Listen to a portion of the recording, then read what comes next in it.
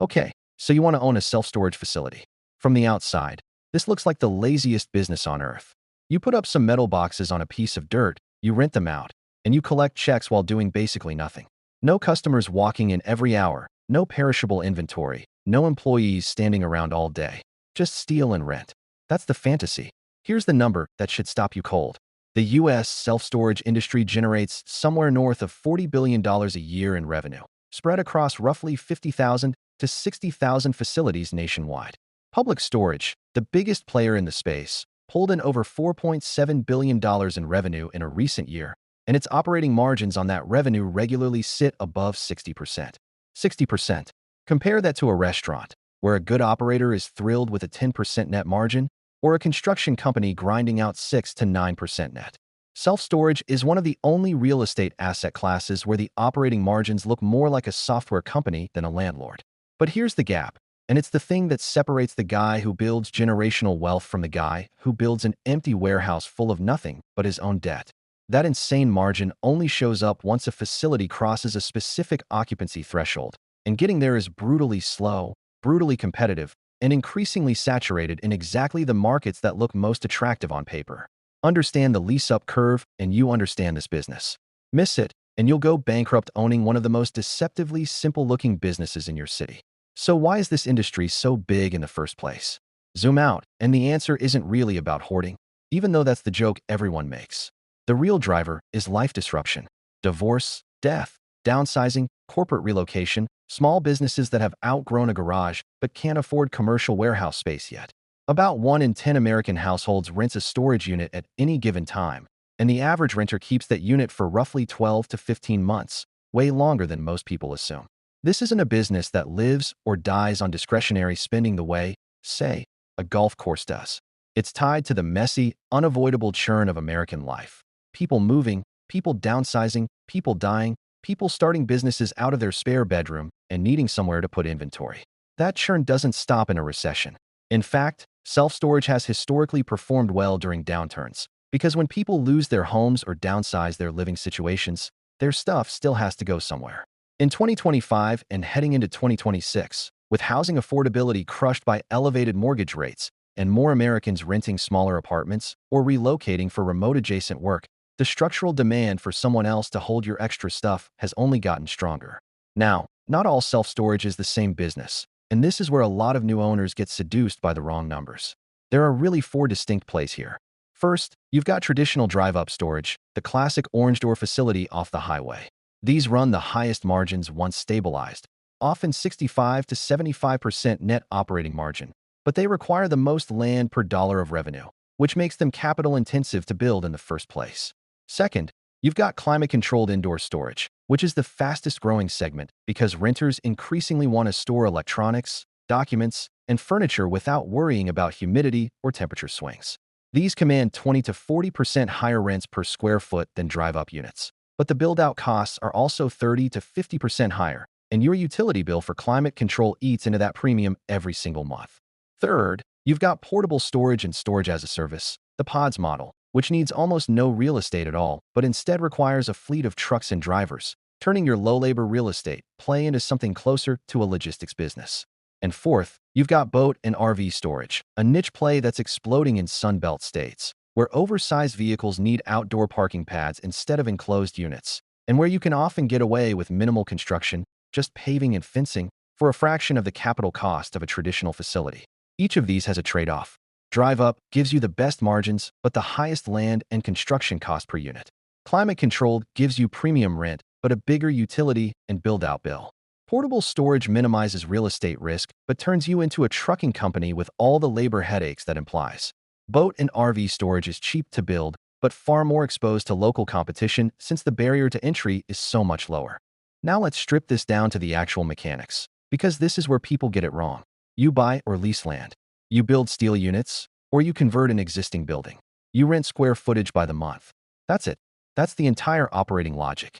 But the one number that determines whether you get rich or go broke is occupancy, and more specifically, physical occupancy versus economic occupancy. Physical occupancy just tells you what percentage of your units have a lock on them. Economic occupancy tells you what percentage of your potential revenue you're actually collecting once you account for discounts, promotional move-in rates, and vacancy. A facility can show 90% physical occupancy and still be bleeding cash if half those units were rented at a 50% discount just to fill space. Here's why occupancy is the only lever that matters. Your fixed costs on a storage facility barely move whether you're at 40% occupancy or 95% occupancy.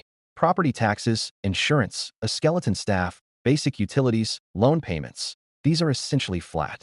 Let's say you've built an 80,000 square foot facility with 600 units, and your all-in fixed operating cost, including debt service on a typical 10-year commercial loan, runs you $38,000 a month. At 50% occupancy, renting an average unit for $110 a month, you're bringing in $33,000 in revenue against $38,000 in fixed costs. You are underwater every single month, quietly bleeding $5,000, even though the building looks half full and reasonably successful from the parking lot. Now push that same facility to 90% occupancy. Same fixed costs, same $38,000, but now revenue jumps to roughly $59,400 a month. Your profit doesn't just improve, it explodes, because almost none of that incremental revenue required any incremental cost. That's $21,400 of monthly profit on the exact same building, the exact same staff, the exact same electric bill. This is why storage operators talk about occupancy the way airlines talk about load factor. The last 20% of units filled are worth more than the first 60% combined, because the first 60% is just paying off your fixed costs, and everything after that is nearly pure margin. So what does it actually take to get into this business in 2026? Location is everything, and the criteria are specific. You want visibility from a road with at least 15,000 to 20,000 cars passing per day, population density within a 3-mile radius of at least 30,000 to 50,000 people, and, critically, you want to check how many existing storage square feet already exist per capita in that radius. Industry rule of thumb is you want somewhere between 6 and 8 square feet of existing storage per person in your trade area. Above that, and you're likely walking into an oversaturated market where rental rates are already getting squeezed. Zoning is the obstacle that blindsides first-timers. Self-storage sits in this frustrating limbo where a lot of municipalities don't have a clean zoning category for it. So you end up needing a conditional use permit, which means public hearings, which means your neighbors showing up to complain that a storage facility will look ugly or hurt property values. It's common for a zoning fight alone to add 6 to 18 months to your timeline before you break ground, and that's before you've spent $1 on steel. On the capital side, ground-up construction for a mid-size climate-controlled facility, say 60,000 to 70,000 net rentable square feet, typically runs $45 to $65 per square foot in 2026 construction costs, depending on region and whether it's single-story drive-up or multi-story climate-controlled. That means all-in construction costs alone can land anywhere from $3 million to $4.5 million before you've bought the land. Land itself, depending on market, might run another $800,000 to $2 million for a suitable parcel with the traffic count and zoning flexibility you need. Let's actually run the full budget on a realistic project so you see where the money goes. Say you find a 3-acre parcel on a busy secondary road outside a growing Sun Belt metro, purchase price $1.1 million. You're building a hybrid facility, mostly drive-up with one small climate-controlled building, totaling 65,000 net rentable square feet across roughly 550 units. Construction, including site work, paving, fencing, and the buildings themselves, runs $3.4 million. Add in the security system, cameras, keypad gate access, and individual unit alarms, another $90,000. Add architectural and engineering fees, permitting, and that zoning fight nobody budgeted for, easily $180,000 once you include the delays and legal costs of a contested conditional use hearing. Add a leasing office, signage, and management software, $60,000. Add a pre-opening marketing budget to drive that critical lease-up phase, $40,000. Now add the number almost every first-time owner forgets: an operating reserve to cover the 12 to 24 months it takes to climb from 0% occupancy to stabilized occupancy. Because remember, at low occupancy, you're losing money every month. A realistic reserve here is $250,000 to $400,000 just to keep the lights on while you lease up. All told, you're looking at a realistic all-in project cost of roughly $5.3 to $5.6 million for a mid-sized facility that most people would have guessed cost half that. So what does the revenue side actually look like once it's running? A stabilized facility of this size, at 90% physical occupancy and reasonable economic occupancy accounting for discounts, might generate somewhere around $700,000 to $850,000 in annual revenue, depending on your mix of unit sizes and how much of your square footage is the higher-priced climate-controlled space. At a mature 55 to 65% net operating margin once you strip out debt service, you're looking at $385,000 to $550,000 in annual net operating income. That's a genuinely great return on a $5.5 million project, roughly 7 to 10% cash on cash once stabilized, which is exactly why REITs like Public Storage and Extra Space Storage have spent the last decade aggressively acquiring and consolidating this industry. But here's the honest comparison.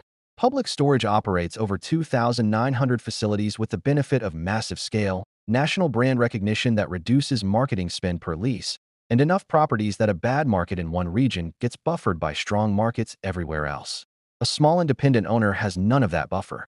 You are one facility, in one submarket, subject to one local competitor deciding to build next door and starting a rate war, or one municipality deciding to approve 3 new storage projects within 2 miles of yours in the same year.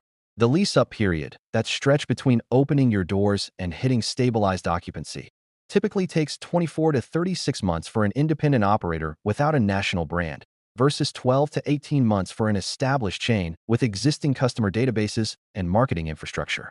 Every month you spend below that 80 to 85% break-even threshold is a month you're funding out of that reserve you budgeted, or worse, a month you didn't budget for at all. The other risk that doesn't show up in anyone's pitch deck is oversupply. Self-storage got so popular as an easy passive income asset class over the last decade that a lot of markets, particularly fast-growing Sun Belt metros, got overbuilt. When 4 operators all identify the same growing suburb at the same time, rental rates get squeezed and lease-up timelines stretch even longer, right when your reserve fund is running thinnest. So, should you actually do this? This business rewards people who are patient with capital, comfortable underwriting real estate risk, and willing to treat the first 2 to 3 years as a grinding, unglamorous lease-up fight rather than the passive income dream they saw online. It suits someone with real capital reserves, at least $300,000 to $500,000 of cushion beyond construction costs, and the discipline to hold pricing rather than panic discount the moment occupancy stalls. It is a terrible fit for someone expecting quick cash flow, someone undercapitalized on the reserve side, or someone who picks a location based on cheap land instead of rigorous demographic and competitive analysis. Self-storage isn't a lazy business. It's a patient one. The steel boxes don't make you money. The empty ones next to them do, right up until the day you fill them. And that day arrives a lot slower and costs a lot more than anyone selling you on this dream will ever tell you. I hope you enjoy information. Please like, subscribe, comment, friends. Please support my channel so that I can upload more videos.